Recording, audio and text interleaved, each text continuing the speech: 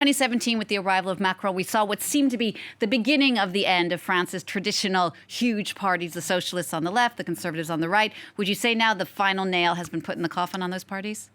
I think what we are seeing is the consequence of the constitutional amendment that was passed in 2000 that reduced the presidential term to 5 years, as much time as the parliament term.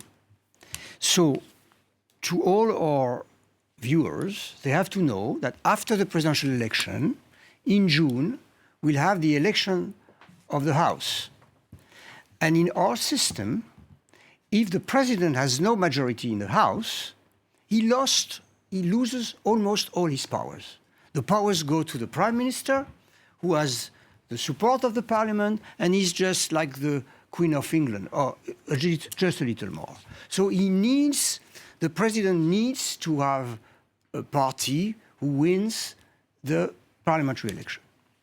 So what happened is that beforehand we had a midterm election, like the American, because the presidential term was 7 years, and you had midterm, so the president needed parties, alliances, because it was the prime minister who was running for the parliamentary election. Now it's the president who is running for the parliamentary election for exactly the same number of years than the... So now what we have party around leaders. We have Marine Le Pen party, Jean-Luc Mélenchon parties, and Macron parties. And the others who don't have, who have no real leadership, they are only existing locally. They are very strong locally.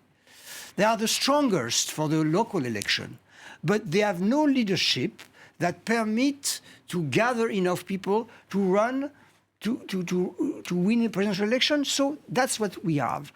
And it has created a lot of frustration among the voters, because once Macron, you mentioned it, if his party wins the parliamentary election, then he takes all the power.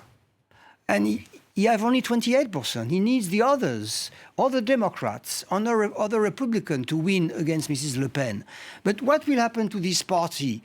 Probably in the parliamentary election, they will not make strong showing, except Mélenchon.